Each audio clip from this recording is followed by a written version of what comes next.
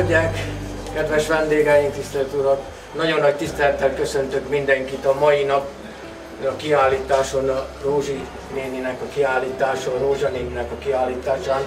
Talán még az időjárás is velünk van, hiszen nagyon jó idő van.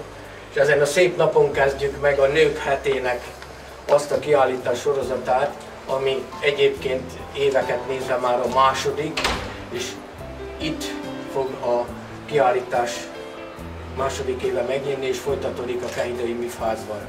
Akkor, amikor ez a Nők Hete ki lett találva, akkor arra gondoltak itt a kehidakustányi férfi emberek, hogy hát a Nők Napja ugye egy évben egyszer van, és gondoltuk, hogyha egy hét, tehát ki lesz tolva még 5 napba, az nem annyira sérül, még a férfiaknak az összes többi napja még megmaradott ennek függvényében, és tényleg nagyon bátran vágtunk vele ebbe a feladatba.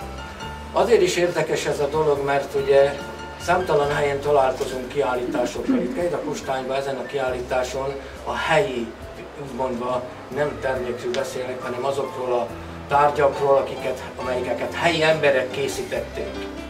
És ennek a örömére szeretném akkor megnyitani ezt a mai kiállítást, és természetesen akkor a Nők Hetének ezt a sorozatát, és átadnám a szót Jánosnak, hogy folytassa itt a továbbiakban.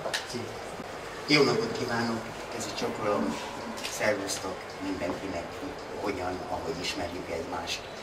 Nagy örömmel kaptam meg másodszor azt a lehetőséget, hogy ezen a kiállításon egy rendkívüli tárlatvezetést csinálja. Ettől függetlenül nem szabad elfelejtkezni a protokollról, és minden kiállítás azzal kezdődik, hogy bemutatjuk az alkotót. Én úgy gondolom, hogy Rózsa nénit, a mi Rózsa néninket nem nagyon kell az itt megjelent lelkeműteknek bemutatni, hiszen mindenki tudja, hogy ki ő. A falra egyébként a kiállítás kezdetére ő megírta a rövid önéletrajzát, amiben feltüntette a születésének idejét is. Én ezt most nem mondom, mert egy nőnek mindig 3 kora van, egy amennyi valójában, ezt nem tudom, vagy elmondják, vagy nem, egy amennyinek gondolja magát, ezt meg mindenki magáról tudja, egy pedig amennyinek kinéz. Most Rózsa néninek a 4. kora is itt van, hiszen úgy gondolom, hogy ez az a kor, amelyik a kiállításnak a darabjait tette fel, vagy tetette fel velünk a falra. Szerintem sok mindenben áll. Biológia rajzszakos tanár, helyi általános iskolában dolgozott nyugdíjas koráig, aztán művészeti iskolában volt festészeti tanszakvezető tanár, és hát folyamatosan nem csak a gyerekekkel foglalkozott, hanem egy ötlet, egy kipróbálandó gondolat, egy érzés valahol a kezébe költözött, és születtek a művek, olajfestmények, kisebb-nagyobb dolgok, és aztán egyszer csak jött az üvegfestés, és egyrészt, mert valahol valamilyen módon hirtelen felkapottabb lett, mint eddig valaha valamikor. Már azt mondja, hogy ő már kezdett benne régóta foglalkozni, hiszen mindig is csodálta a régi mesterek templom ablakainak csodálatos szép megjelenítéseit, és azt mondta, hogy az üvegfestésben gyakorlatilag az izgatta legjobban, hogy ebből a 2 hideg anyagból, a festékből és a hideg üvegből a színek és a fény hatására milyen életterhelő dolgokat lehet kihozni. Szeretett csinálni, bár nem tanulta önmagától, autodidakta módon készült erre fel. A hideg üvegfestés, amit ő művel, ez azt jelenti, hogy egy speciális kontúrral, speciális üvegfestékkel viszi fel az üvegre égetés nélkül, és születnek meg a csodák a kezéből, nem tartja magát művésznek, mondja. Én azért végignéztem a képeket, és azt mondtam, hogy ő a saját kedvelésére fest, és izgatja, hogy a régi jól bevált technikák és az új kihívások hogyan tudnak egymás mellett meglenni. Természetesen, mint minden alkotó örül annak, hogyha a művei, azok az alkotások, amiket létrehozott, tetszenek az embereknek, másnak is, és nem csak neki. Hát most majd lehet, itt van egy könyv, lehet beírni a szépet, lehet beírni a jót, de lehet beírni a tanácsokat, vagy lehet beírni azt is, ami esetleg nem egészen, nem csak a képekkel, hanem a rendezvénnyel kapcsolatban is. Kérem szépen, ragadjanak tollat, és mint a házasságkötésnél a pap mondja, hogy most írják be, és utána hallgassanak egy életre.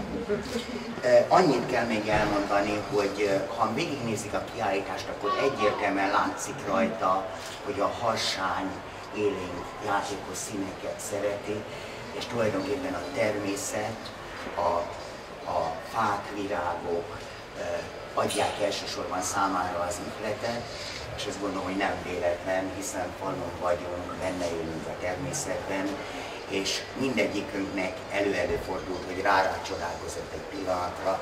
Most neki az a szerencséje, hogy az ő kezébe, tessék nyugodtan, jó? Az ő kezében benne van az a plusz, ami a miénkben nincs, és ezt oda is tudja reprodukálni. Azt hiszem, hogy a műveiben nem csak reprodukciókat látunk, mert fontosak tartja azt az érzelmi és gondolati üzenetet, ami a szépségről, a ritmusról és a képekről szól. Kedves közönségünk, ismét egy rendkívüli tárlatvezetésre hívom önöket. Megállunk néhány kép előtt, és egy-egy magyar költőnek a versét fogom elmondani.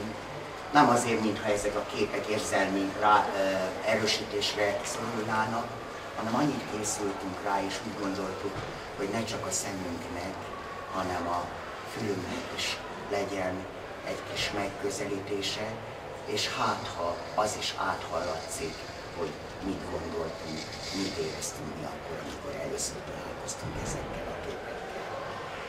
Továbbá hozzárendeltünk egy kis zenét, megpróbáltunk olyat, hogy addig, amíg nézelődünk, ne néma csöndbe legyünk, úgyhogy én úgy gondolom, hogy indulhat a zene, és aztán indulhat a tárlatvezetés számára az élmény. Ezen a képen a pillangók játszanak az íriszekkel, és hozzá Kosztolányi Dezső örökbecsi szép versét kerestük ki. Kosztolányi Dezső, akarsz-e játszani? A játszótársam, mondd, akarsz-e lenni?